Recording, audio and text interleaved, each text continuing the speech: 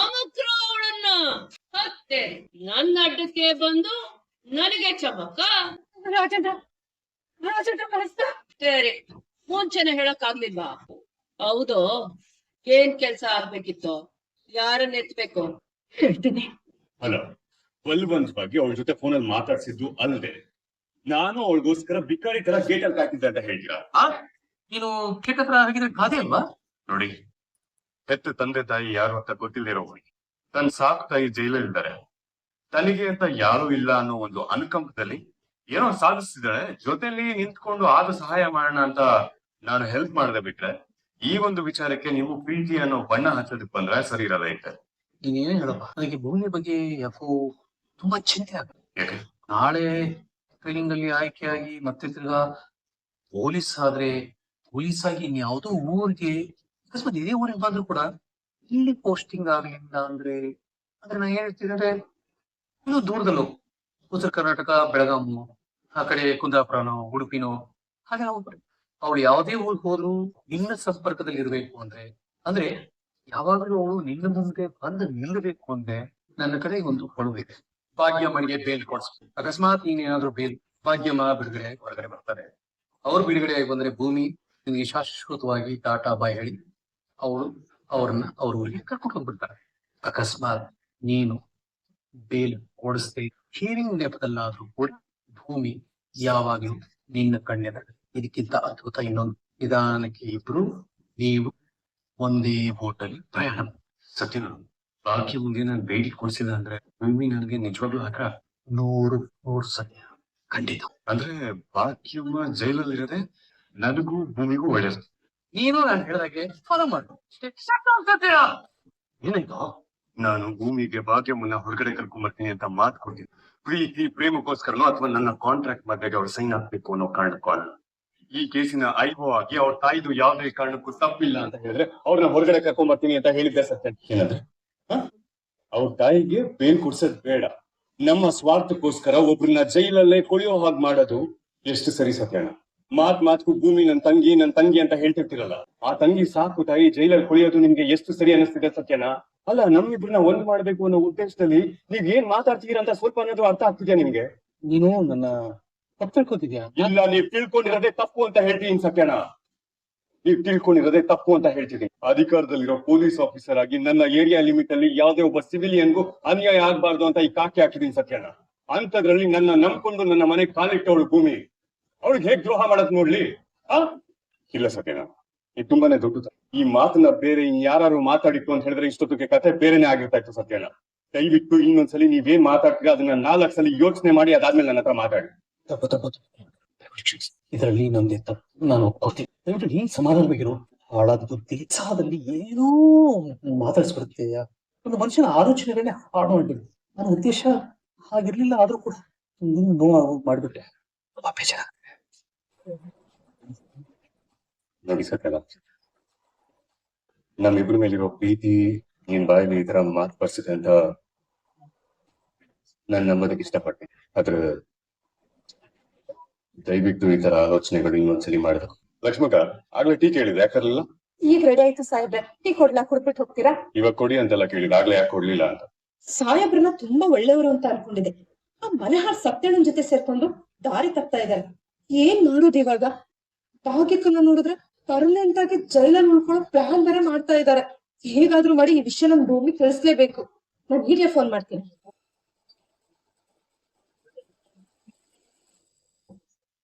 ಅಯ್ಯೋ ಮಗ್ಗೆ, ಭೂಮಿ ನಿನ್ನ ಹತ್ರನೇ ಫೋನ್ ಕೊಟ್ಟೋಗಿದ್ದಾಳೆ, ಮತ್ ಯಾರಿಗೆ ಫೋನ್ ಮಾಡ್ತೀಯಾ? ಏನ್ ಮಾಡೋದು ಇವಾಗ? ಅಯ್ಯೋ ಭಾಗ್ಯಕ್ಕ ಪರ್ಮನೆಂಟ್ ಆಗಿ ಜೈಲಲ್ಲಿ ಉಳ್ಕೊಂಡ್ಬಿಡ್ತಾಳ. ಹಾಗಾದ್ರೆ ಏನ್ ಮಾಡೋದು? ದೇವ್ರೆ, ನೀನೇ ಇದಕ್ಕೆಲ್ಲ ದಾರಿ ತೋರಿಸ್ಬೇಕು. ಹೇ ಭೂಮಿ, ನಿನ್ಗೆ ಏನಾಗಿದೆ? ತಲೆಗೆಲ್ಲ ಕೆಟ್ಟಿದ್ಯಾ? ಸಾಹೇಬ್ ಹೇಳೋ ಹಾಗೆ ನೀನ್ ದೊಡ್ಡ ಮೆಂಟಲ್ಲೇ. ಅಲ್ಲ, ಫೋನ್ ಮಾಡೋ ಚಾನ್ಸ್ ಸಿಕ್ತು ಅಂದ್ರೆ ನೀನ್ ಮೊದ್ಲು ಯಾರಿಗ್ ಮಾಡ್ಬೇಕು? ಲಕ್ಷ್ಮಕ್ಕಂತಾನೆ ಮಾಡ್ಬೇಕು. ಅದನ್ ಬಿಟ್ಬಿಟ್ಟು ದೇವರ ಸನ್ನಿಧಿ ಮನೆಗ್ ಮಾಡ್ತೀಯಾ? ಅದು ಅಲ್ಲದೆ ಅತ್ತೆ, ಅಜ್ಜಿ, ಮೈದು, ಸಾಹೇಬ್ರೆ ಅಂತ ಅವ್ರ ಹತ್ರ ಗಂಟೆಗಟ್ಲೆ ಮಾತಾಡಕ್ ಬೇರೆ ಹೋಗ್ತೀಯ ನೀನು. ಇಲ್ಲ ಹೀಗ್ ಮಾಡ್ಬಾರ್ದು. ಹಾಗಾದ್ರೆ ಭೂಮಿ, ನೀನ್ ಆ ಮನೆ ಬಿಟ್ಟು ಬಂದಿದ್ಯಾ? ನಿನ್ ಮನ್ಸು ಆ ದೇವರ ಸನ್ನಿಧಿ ಮನೇಲೇ ಇದೆ ಅನ್ನೋಕಾಯ್ತು. ಅಯ್ಯೋ, ಮೊದ್ಲೇ ನಮ್ ಸಾಹೇಬ್ರು ಸಿಡುಕ್ ಮೂರ್ತಿ ಸಿದ್ದಪ್ಪ. ಈ ಭೂಮಿ ಏನಾದ್ರು ತಪ್ಪು ಮಾಡಿ ನಾನು ಫುಟ್ಬಾಲ್ ಆಡ್ದಂಗ್ ಆಡ್ಬಿಡೋಣ ಅಂತ ಕಾಯ್ತಾ ಇರ್ತಾರೆ. ಅಂತದ್ರಲ್ಲಿ ನಾನು ಇಷ್ಟು ದೊಡ್ಡ ತಪ್ಪು ಮಾಡಿದೀನಲ್ಲ. ಇಲ್ಲ ಇಲ್ಲ, ಈ ರೀತಿ ಇನ್ನೊಂದ್ಸತಿ ಯಾವ್ದೇ ಇರೋಗೆ ನಾನೇ ಗಮನ ಹರಿಸ್ಬೇಕು. ಹೌದು, ಯಾವ್ದೇ ಕಾರಣಕ್ಕೂ ದೇವರ ಸನ್ನಿಧಿ ಮನೆಯವ್ರ ಜೊತೆ ಸಂಪರ್ಕ ಇಟ್ಕೋಬಾರ್ದು ನಾನು. ಮುಖ್ಯವಾಗಿ ಸಾಹೇಬ್ರ ಬಗ್ಗೆ ಯೋಚನೆನೇ ಮಾಡಬಾರ್ದು. ಇದೇ ಕರೆಕ್ಟ್. ಭೂಮಿ, ಅರ್ಥ ಆಯ್ತಾ ನಿನ್ಗೆ? ಅರ್ಥ ಮಾಡ್ಕೋ. ನಚ್ಚಿ, ನನ್ ಸ್ವೀಟ್ ಏನ್ ಮಾಡ್ತಾ ಇದ್ಯಾ? ನನ್ ಗಂಡನ್ ಬಟ್ಟೆಗಳನ್ನ ಜೋಡಿಸಿಡ್ತಾ ಇದ್ದೀನಿ. ಏ ನಚ್ಚಿ, ತರ್ಲೆ? ಎದ್ದೇಳು.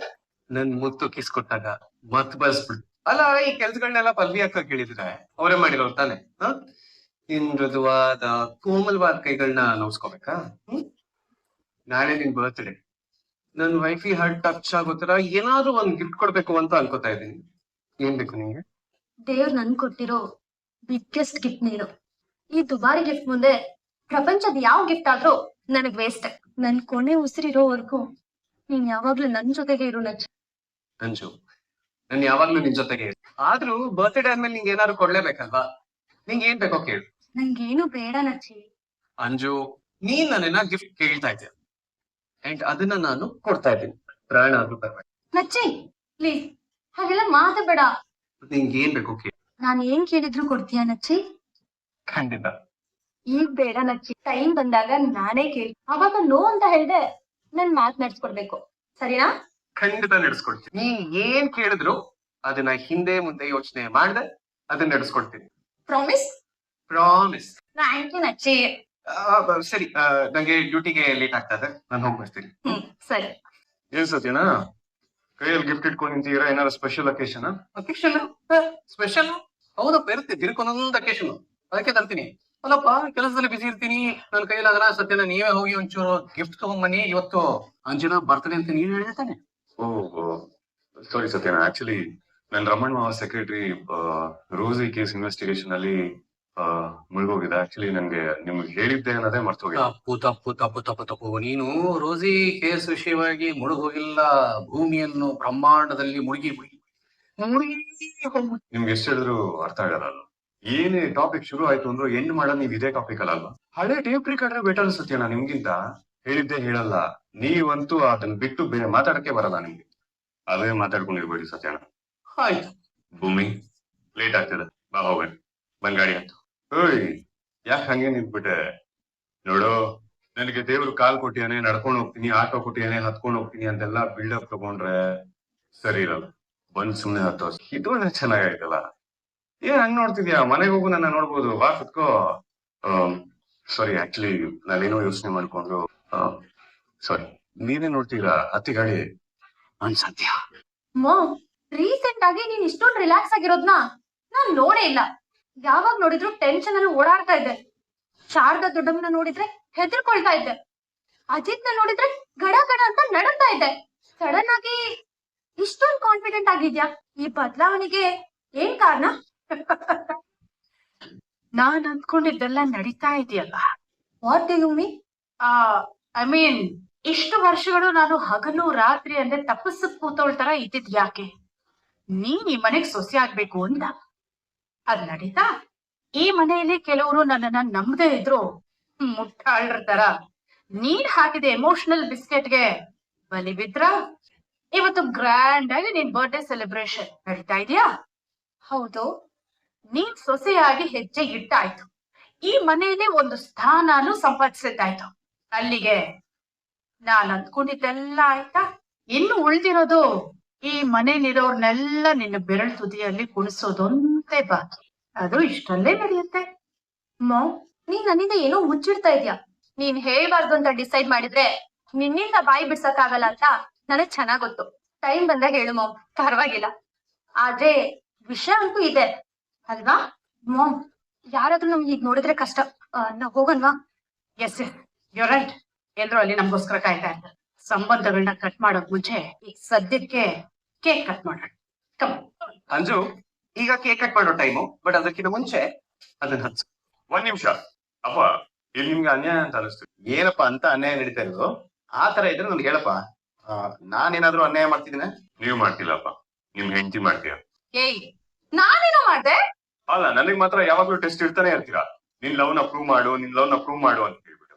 ಆದ್ರೆ ಅಪ್ಪನ್ ಪ್ರೀತಿ ಮಗನ್ಗೆ ಯಾವ ಟೆಸ್ಟ್ ಇಲ್ವಾ? ಇದು ಅನ್ಯಾಯ ಅಂತ ಹೇಳಲ್ವಾ ನಿಮ್ ಭಾಷೆಯಲ್ಲಿ? ಅಯ್ಯೋ, ಅಂತಿಂತ ಅನ್ಯಾಯ ಅಲ್ಲ ಇದು, ಘೋರ ಅನ್ಯಾಯ. ಸಂಗೀತವ ಏನೇ ಹೇಳಿ, ನಿಮ್ಮಿಂದ ಈ ಪಕ್ಷಪಾತವನ್ನ ನಾನು ನಿರೀಕ್ಷೆ ಮಾಡಿರ್ಲಿಲ್ಲ, ದಯವಿಟ್ಟು ಕ್ಷಮಿಸಿ. ನೋಡಿ ಸತ್ಯನ, ಪ್ರಪಂಚ ನಮ್ಮಂತ ಅಮಾಯಕರನ್ನ ಹೇಗ್ ನಡ್ಸ್ಕೊಡುತ್ತೆ ಅಂತ. ಏ ಸಾಕು ಸಾಕು ನಿಲ್ಲಿಸ್ತೀರಾ? ಏನೋ ಬಿಟ್ರೆ ನನಗಿಂತ ಓವರ್ ಆಕ್ಟ್ ಮಾಡ್ತಿದ್ದೀರಾ. ಈಗೇನು ಇವ್ರಿಬ್ರಿಗೂ ಟೆಸ್ಟ್ ನಡಿಬೇಕು ಅಷ್ಟೇ ತಾನೇ? ನಿನ್ನೆ ಮೀಗೋ ಕ್ಲಾಸ್ ಅಲ್ಲಿ ನನ್ನನ್ ಯಾಕೆ ಬಲಿಪಶ ಮಾಡ್ತಾ ಇದ್ದೀರಾ? ನನ್ನನ್ ಬಿಟ್ಬಿಡಿ. ಅದೇನೋ ಬಿಡಕ್ಕಾಗತ್ತೆ? ನನ್ ದೊಡ್ಡ ಮಗನ ಒಂದ್ ನ್ಯಾಯ, ನೀನ್ ಒಂದ್ ನ್ಯಾಯನ? ಪಾಪ್ಸೇ, ಕನ್ಫ್ಯೂಸ್ ಆಗ್ತಾ ಇದ್ದೀರಾ. ನಾನ್ ನಿಮ್ ಮಗ, ಅಣ್ಣ ಅಮ್ಮನ್ ಮಗ. ಇವತ್ತು ಅವನು ನನ್ ಮಗ, ನೀನು ಅವನ್ ಮಗ. ಈಗ ನನ್ನ ಅಳಿಯ ಏನ್ ಮಾಡ್ಬೇಕು ಅನ್ನೋದನ್ನಾದ್ರೂ ಹೇಳಿ. ಏನೂ ಇಲ್ಲ, ಸಿಂಪಲ್. ನಮ್ಮೆಲ್ರೂ ಮುಂದೆ ಅಂಜುಗೆ ನಚ್ಚಿ ಪ್ರಪೋಸ್ ಮಾಡ್ಬೇಕು ಅಷ್ಟೇ. ಏನು ಮುಖ ನೋಡ್ಕೊಂಡು ನಿಂತ್ಕೊಂಡಿದ್ಯಾ? ಬಂದ್ ಆಕ್ಷನ್ ಮಾಡು. ಈ ದಿನ ನನಗೆ ಕಲ್ಸ್ಕೊಟ್ಟ ದೇವತೆ ನೀನು. ಕಾಲ ಪೂರ್ತಿ ನನ್ ಕೈ ಹಿಡ್ಕೊಂಡು ನಡೆಸ್ತೀಯ, ಕಣ್ ಮುಚ್ಕೊಂಡು ಫಾಲೋ ಮಾಡ್ತೀಯ. ತೀಟೆ, ಈಗ ಕರ್ಕೊಂಡು ಹೋಗಿ ನೀನ್ ಕೇಕ್ ಕಟ್ ಮಾಡಿಸ್ಬೋದು. ಪಕ್ಕನಾ? 100% ಶ್ಯೂರ್ ಮಗನೇ.